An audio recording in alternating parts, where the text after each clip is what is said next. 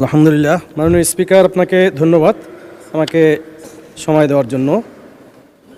একই সাথে আমি ধন্যবাদ জানাচ্ছি ঢাকা ৪ ১৭৭ নং আসনের শ্যামপুর, কদমতলী এবং যাত্রাবাড়ি একাংশের সর্বস্তরের জনগণকে, যারা আমাকে বিপুল ভোটে বিজয়ী করে সংসদে কথা বলার সুযোগ করে দিয়েছেন।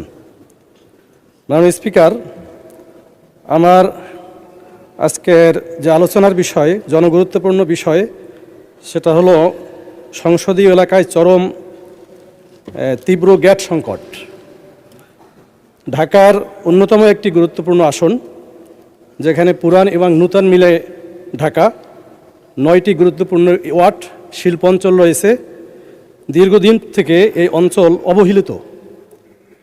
উন্নয়নের অধিকাংশ ছোঁয়া এই এলাকাতে পড়েনি।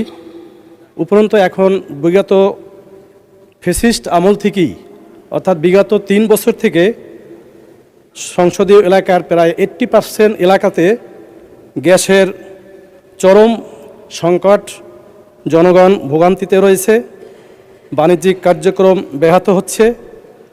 আবাসিক গ্যাস বলতে গেলে 3 বছর পর্যন্ত অধিকাংশ জায়গায় নেই, কিছু জায়গায় 2 বছর পর্যন্ত, 1 বছর, এভাবে দীর্ঘদিন পর্যন্ত গ্যাস না থাকা সত্ত্বেও তাদেরকে বিল নিয়মিত পরিশোধ করতে হচ্ছে। কারণ বিল পরিশোধ না করলে গ্যাসের লাইন কেটে দিবে মর্মে হুমকি দেয়, যার কারণে জনগণ গ্যাসের বিল পরিশোধ করে আসছে।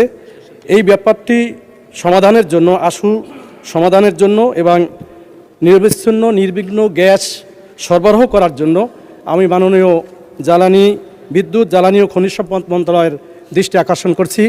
মাননীয় স্পিকার, আপনাকে ধন্যবাদ।